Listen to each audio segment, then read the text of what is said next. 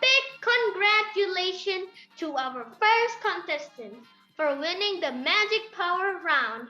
Now to our next category, morality. This one's a little tricky and involves what right and what's wrong behavior is.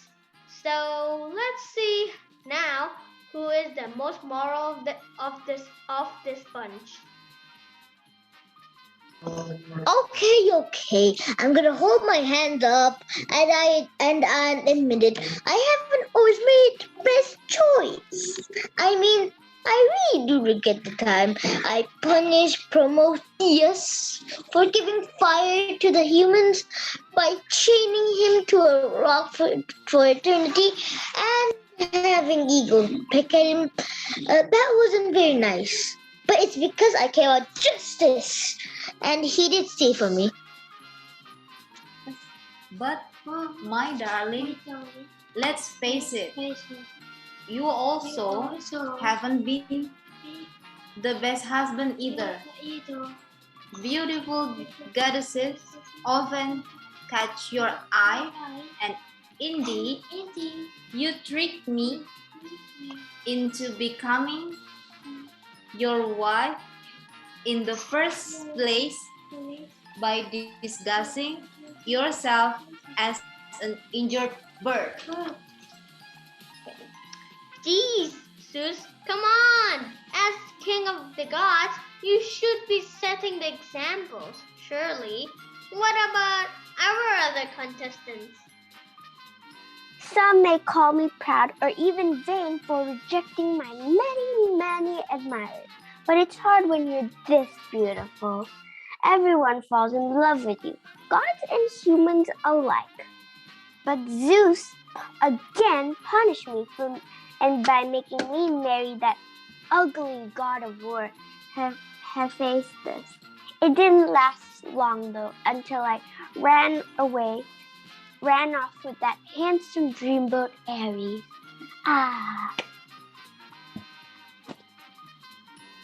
I remember those days.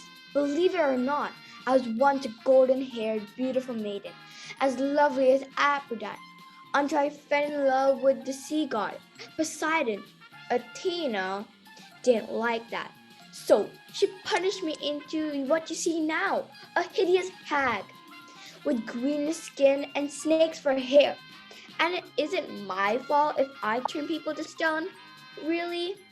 I don't eat them or anything. I might chip a tooth. Not like Minotaur over there.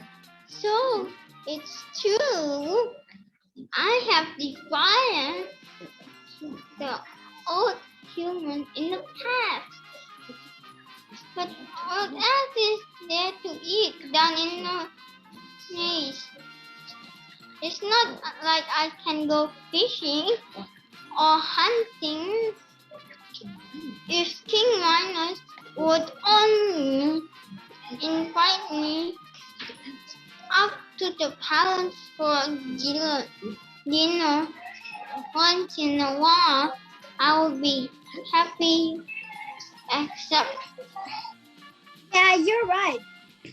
As some of the most gruesome and feared monsters in history were just misunderstood.